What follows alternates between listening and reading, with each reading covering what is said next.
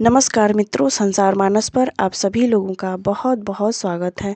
आज का दिन शुक्रवार है और आज का दिन माँ संतोषी को समर्पित है। आज की वीडियो भी माँ संतोषी के व्रत कथा को समर्पित है। जो लोग इस चैनल पर पहली बार आए हैं, इस चैनल को सब्सक्राइब करके हमारा सपोर्ट ज़रूर कर दें। माँ संतोषी के पिता गणेश हैं और माँ रिद्धि सिद्धि हैं। इनके व्रत करने से आपकी जो कोई भी मनोकामना हो वह अवश्य ही पूरी होती है। माँ संतोषी सभी लोगों पे अपनी कृपा दृष्टि हमेशा ही बनाए रखती हैं।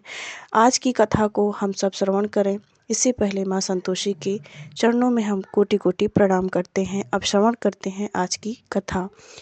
एक बुढ़िया थी, उसके 7 बेटे थे, 6 कमाने वाले व एक निकम्मा था। बुढ़िया माँ 6 पुत्रों के लिए रसोई बना भोजन कराती और पीछे जो कुछ बचता वह 7वें को दे देती थी। परंतु वह बड़ा भोला भाला था, मन में कुछ विचार न करता था। एक दिन वह अपनी पत्नी से बोला, देखा मेरी माँ मुझ पर कितना प्रेम करती है। वह बोली, क्यों नहीं, सबका झूठा बचा हुआ जो तुमको खिलाती है। वह बोला, भला ऐसा भी कहीं हो सकता है? मैं जब तक अपने आँखों से ना देख लूं मान नहीं सकता। स्त्री ने हंसकर कहा, देख लोगे तब तो मानोगे। कुछ दिन बाद बड़ा त्यौहार आया। घर में 7 प्रकार के भोजन और चूरमा के लड्डू बने। यह बात जांचने को सिर दुखने का बहाना करके पतला वस्त्र ओढ़कर रसोई घर में सो रहा और कपड़े में से सब देखता रहा। 6 भाई भोजन करने आए। उसने देखा माँ ने उनके लिए सुंदर आसन बिछा 7 प्रकार की रसोई परोसी और आग्रह करके उन्हें जिमाया। वह देखता रहा। जब 6 भाई भोजन करके उठे तब माँ ने उनकी जूठी थालियों में से लड्डुओं के टुकड़े उठाकर लड्डू बनाए। जूठन साफ कर बुढ़िया माँ ने उसे पुकारा, 6 भाई भोजन करके गए, अब तू ही बाकी है, उठना, कब खाएगा? वह कहने लगा, माँ मुझे भोजन नहीं करना है, अब मैं बाहर परदेश जा रहा हूँ। तब माँ ने कहा, अच्छा तो अब तुम्हें कल जाना चाहिए, तू आज ही चला जा। इस प्रकार वह अपमानित होकर कहा कि अब मैं तो चला ही जाऊंगा। वह घर से बाहर निकल गया। चलते समय पत्नी की याद आई। वह गौशाला में कंडे थाप रही थी। वहां जाकर बोला कि मैं तो अब परदेश जाता हूँ, जो कुछ है तुम अपनी माँ संतोषी के चरणों में अपना ध्यान लगा के रहना और मैं कभी ना कभी तुमको अवश्य ही लेने आऊँगा। तुम मेरी याद को भूलना मत। यह सुनकर अपनी अंगूठी देकर बोला, अपनी निशानी मुझे दे। वह बोली, मेरे पास क्या है, यह गोबर भरा हाथ है, कहकर पीठ में गोबर के हाथ की थाप लगा दी।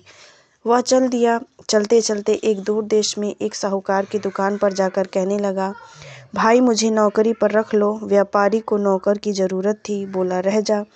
इसने पूछा, तनख्वाह क्या दोगे? साहूकार ने कहा, काम देखकर दाम मिलेंगे। वह नौकरी करने लगा।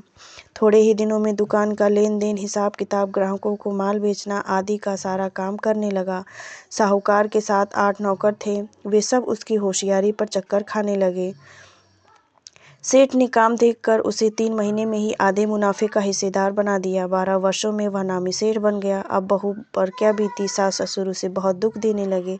सारी गृहस्थी का काम कराते, लकड़ी लेने जंगल भेजते और आटे की बची भूसी से रोटी बनाकर उसे देते तथा फूटे नारियल की नारेली में पानी देते। इस प्रकार वह दिन गुजारने लगी।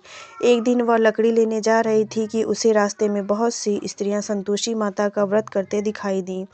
उसने वहां खड़े हो कथा सुन पूछा, बहनों, यह तुम किस देवता का व्रत कर रही हो और इसके करने का फल तथा इस व्रत का विधान मुझे भी समझाकर कहो, तो मैं आपका बड़ा उपकार मानूंगी। तब एक स्त्री बोली, सुनो, यह संतोषी माता का व्रत है। इसको करने से दरिद्रता का नाश होता है, घर में लक्ष्मी आती है, मन की चिंताएं दूर होती हैं, घर में सुख शांति मिलती है, निपुत्री को पुत्र मिले, स्वामी बाहर गया हो तो शीघ्र आवे, कुंवारी कन्या को श्रेष्ठ वर मिले, राजद्वार में मुकदमा की जीत हो जावे, कलह क्लेश की निवृत्ति हो, सुख शांति आवे, धन और जायदाद का लाभ हो, रोग दूर हो जावे और जो कुछ मन में कामना होवे सब इस संतोषी माता की कृपा से पूरी हो जावे, इसमें संदेह नहीं है।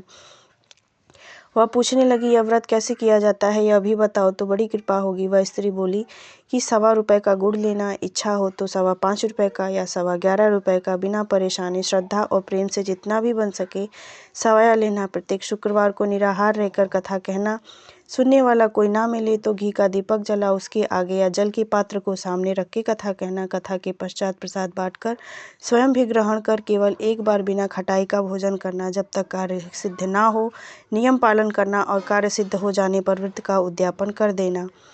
3 मास में माता फल फूला पूरा अवश्य करती हैं। यदि किसी के ग्रह खोटे हों तो भी माता 3 वर्ष में अवश्य कार्य सिद्ध कर देती हैं। फल सिद्ध होने पर ही उद्यापन करना चाहिए, बीच में नहीं। उद्यापन में 2.5 सेर आटे का खाजा तथा इसी प्रमाण से खीर तथा चने का शाक करना। 8 लड़कों को भोजन कराना। जहाँ तक हो देवर जेठ भाई बंधु कुटुंब के लड़के लेना। ना मिले तो अन्य रिश्तेदारों और पड़ोसियों के लड़के को बुलाना। उन्हें भोजन कराकर यथाशक्ति दक्षिणा दे देना। माता का नियम पूरा करना। उस दिन घर में खटाई कोई न खाए। यह सुन बुढ़िया के लड़के की बहू चल दी। रास्ते में लकड़ी बेच उन पैसों से गुड़ चना ले व्रत की तैयारी कर आगे चली। सामने मंदिर देखकर पूछने लगी, यह मंदिर किसका है? सब कहने लगे, संतोषी माता का मंदिर है। यह सुनकर वह मंदिर में जा माता के चरणों में लौटने लगी और विनती करने लगी, माता मैं अज्ञानी हूँ, व्रत के नियम नहीं जानती, बहुत दुखी हूँ। हे माता जगत जननी मेरा दुख दूर करो, मैं तेरी शरण में हूँ। माता को दया आई। एक शुक्रवार बीता कि दूसरे शुक्रवार को पति का पत्र आया और तीसरे शुक्रवार को उसका भेजा हुआ पैसा आ पहुंचा। यह देख जेठ जेठानी मुँह सिकोड़ने लगे, इतने दिनों में पैसा आया, इसमें क्या बड़ाई है।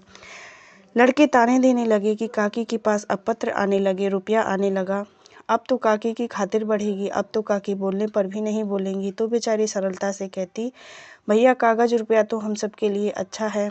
ऐसा कहकर आंखों में आंसू भर संतोषी माता के मंदिर में मातेश्वरी के चरणों में रोने लगी। माँ मैंने तुमसे पैसा कब मांगा? मुझे तो अपने सुहाग से काम है। मेरा पति वापस क्यों नहीं आया? मैं तो अपने स्वामी के दर्शन और सेवा मांगती हूँ।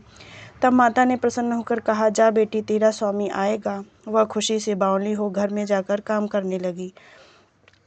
अब संतोषी माँ विचार करने लगी कि इस भोली पुत्री को मैंने तो कह दिया तेरा पति आवेगा, परंतु वह तो इसे स्वप्न में भी याद नहीं करता।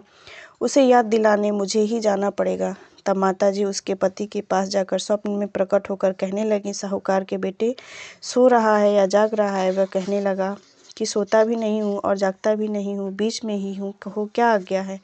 माँ कहने लगी, तेरे घर के बाहर है या नहीं कोई? वह बोला, माँ मेरे माँ है, बाप है, बहू है, भाई है। माँ बोली, भोले पुत्र तेरी घरवाली घोर कष्ट उठा रही है, तेरे माँ बाप उसे बहुत त्रास देते हैं, तो उसकी सुध क्यों नहीं लेता? वह बोला, माँ जाऊँगा जरूर, लेकिन जाऊँ कैसे? परदेश की बात, लेन देन का हिसाब नहीं, कोई रास्ता नहीं, कैसे जाऊँ? माँ कहने लगी, मेरी बात मान, सवेरे नहा धोकर संतोषी माता का नाम ले, घी का दीपक जला, दंडवत कर, दुकान पर जा बैठ, तेरा लेन देन चुक जाएगा, जमा किया माल बिक जाएगा। प्रातः उठते ही उसने अपने इष्ट मित्रों का ध्यान किया और सपने वाली बात कही। तब एक बूढ़ा व्यक्ति बोला कि भाई मेरी बात मान, जैसा देवता ने कहा है वैसा ही कर, इससे में तेरा क्या जाता है। वह बूढ़े की बात मानकर नहा धोकर माता संतोषी को दंडवत कर घी का दीपक जला दुकान पर जा बैठता है। थोड़ी देर में क्या देखता है कि देने वाले रुपया लाने लगे, लेने वाले हिसाब लेने लगे, कोठे में भरे सामानों को खरीद कर नकद दाम दे सौदा करने लगे। शाम तक धन का ढेर लग गया। ऐसा चमत्कार देख प्रसन्न हो घर जाने के वास्ते गहना कपड़ा सामान खरीदने लगा। यहाँ के काम से निपट तुरंत घर को रवाना हुआ। यहाँ बहू बिचारी जंगल में लकड़ी लेने जाती है। लौटते समय रोज माताजी के मंदिर पर विश्राम करती है। कुछ दूरी पर धूल उड़ती देख वह माताजी से पूछती है, हे माता यह धूल कैसे उड़ी? माँ बोलती हैं, पुत्री तेरा पति आ रहा है, अब तू ऐसे कर लकड़ियों की 3 बोझ बना ला, एक नदी के किनारे, दूसरा मंदिर में और तीसरा अपने सिर पर रखना।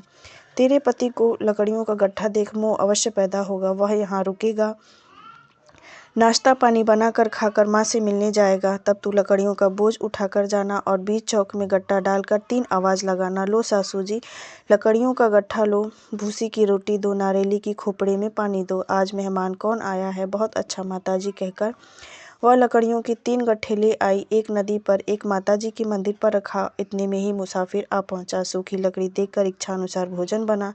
विश्राम लेकर वह गाय को चला गया। सबसे प्रेम से मिला। उसी समय उसकी बहू सिर पर लकड़ी का गट्ठा लेकर आ गई और बोली, भूसी की रोटी दो, नारियल की खोपरे में पानी दो, आज मेहमान कौन आया है? यह सुनकर सास बाहर आई और सभी दिए हुए कष्टों को भुलाने हेतु कहती है, बहू ऐसा क्यों कहती हो, तेरा ही तो मालिक आया है, आ बैठ, मीठा भात खा, कपड़े गहने पहन। इतने में ही स्वामी आता है और अंगूठी देख व्याकुल होकर माँ से पूछता है, माँ ये कौन है। माँ कहती है, आज 12 बरस से सारे गांव में जानवरों की तरह भटकती है, घर का कुछ काम नहीं करती,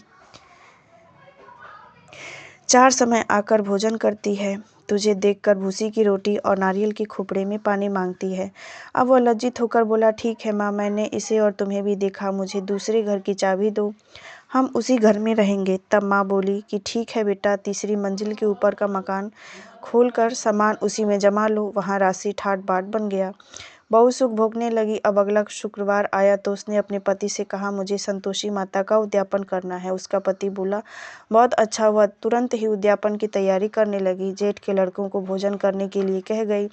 उसने मंजूर किया, परंतु जिठानी ने अपने बच्चों को सिखाया, देखो रे, भोजन के समय सब लोग खटाई मांगना, जिससे उसका उद्यापन पूरा ना हो। जो लड़के थे वे जीवने आए। उन्होंने खीर तथा भोजन पेट भर के खाया, परंतु बात याद आते ही कहने लगे कि हमें कुछ खटाई दो, खीर खाना नहीं हमें, और हमें भात खा के बहुत अरुचि होती है। बहू कहने लगी, भाई खटाई किसी को नहीं दी जाएगी, यह तो माँ संतोषी का प्रसाद है। लड़के उठ खड़े हुए, बोले पैसे लाओ। बोली बहू कुछ जानती नहीं थी, उसने पैसे दे दिए। लड़के उसी पैसे से इमली खरीदकर खाने लगे। यह देखकर माताजी को बहू पर कोप किया। राजा के दूत उसके पति को पकड़ के ले गए। जेठ जिठानी मनमाने खोटे वचन कहने लगे, साला लूट कर धन ले आया है, अब सब कुछ मालूम पड़ जाएगा। बहू से यह वचन सहन नहीं हुए। रोते हुए माताजी के मंदिर गई। कहने लगी, माताजी तुमने यह क्या किया, हंसकर अब हमको क्यों रुलाती हो। माताजी बोली, पुत्री तूने उद्यापन करके मेरा व्रत भंग किया, इतनी जल्दी सब बातें भुला दी। वह कहने लगी, माता भूली तो नहीं, ना कुछ अपराध किया, मुझे तो लड़कों ने भूल में डाल दिया, मैंने भूल से उन्हें पैसे दे दिए, मुझे क्षमा करो, मुझे माफ़ कर दो, मैं फिर से तुम्हारा उद्यापन करूंगी। माँ बोली, अब भूल मत करना। वह कहती है, भूल ना होगी माँ, अब वे कैसे आवेंगे। माँ बोली, तेरा पति तुझे रास्ते में आता मिलेगा। वह निकली राह में पति आता मिला। पूछते, तुम कहाँ गए थे। वह बोला, इतना धन कमाया है, उसका टैक्स राजा ने मांगा था, वह भरने गया था। दोनों प्रसन्न हो घर को गए। कुछ दिन बाद ही फिर शुक्रवार आया। वह बोली, मुझे फिर से माता का उद्यापन करना है। पति ने कहा, करो। वह फिर जेठ के लड़कों को भोजन कराने को कहने गई। जेठानी ने खूब खरी खोटी सुनाई और सब लड़कों को पहले ही खटाई मांगने को सिखाया। लड़के कहने लगे, हमें खीर खाना नहीं भाता, जी बिगड़ता है, कुछ खटाई दो। वह बोली, खटाई नहीं मिलेगी, आना हो तो आओ। यह कहकर ब्राह्मणों के लड़के लाकर भोजन कराने लगी। यथाशक्ति दक्षिणा की जगह एक एक मीठा फल उन्हें दिया। इससे संतोषी माँ प्रसन्न हुई। माता की कृपा होते ही 9वें मास में उसको चंद्रमा के समान सुंदर पुत्र प्राप्त हुआ। पुत्र को लेकर प्रतिदिन माताजी के मंदिर जाने लगी। माँ ने सोचा कि यह रोज आती है, आज मैं इसके घर चलूं। यह विचार कर माता ने भयानक रूप बनाया। गुड़ चने से सनामुख, ऊपर से सूंड के समान होंठ, उस पर मक्खियाँ भिनभिनाती रहीं। देहरी में पाँव रखते ही उसकी सास चिल्लाई, देखो रे, कोई चुड़ैल डाकिन आ रही है, लड़कों इसे भगाओ, नहीं तो किसी को खा जाएगी। लड़के भागने लगे, चिल्लाकर खिड़की बंद करने लगे। बहू एक रोशनदान में से सब देख रही थी। प्रसन्नता से चिल्लाने लगे, आज मेरी माताजी मेरे घर आ गई हैं। यह कहकर बच्चे को दूध पीने से हटाती है। इतने में सास का क्रोध फूट पड़ा। बोली, मेरी राण देख कर क्या उतावली हुई है, बच्चे को पटक दिया। इतने में माँ के प्रताप से जहाँ तहाँ लड़के ही लड़के नजर आने लगे। वह बोली, माँ जिसका व्रत करती हूँ यह वही है। इतना कहकर झट से सारे घर के किवाड़ खोल दिया। सबने माताजी के चरण पकड़ विनती की, माँ हम मूर्ख हैं, अज्ञानी हैं, पापी हैं, तुम्हारे व्रत की विधि हम नहीं जानती, तुम्हारा व्रत भंग कर हमने बहुत अपराध किया। हे जगत जननी माता, आप हमारा अपराध क्षमा करो। और माता इन पर बहुत प्रसन्न हुई। बहू को प्रसन्न हो जैसा फल दिया, माता वैसे सबको देना। जो यह कथा पढ़े और सुने उसके सभी मनोरथ पूरे हों। बोलो संतोषी माता की जय। और यह कथा संपन्न हुई। उम्मीद करते हैं कि आप सभी लोगों को बहुत ही पसंद आई होगी। इस चैनल को सब्सक्राइब करके हमारा सपोर्ट ज़रूर कर दें आगे आने वाली धार्मिक व्रत कथाओं की वीडियो के लिए। और इस महाकुंभ स्नान की आप सभी लोगों को बहुत बहुत शुभकामनाएं।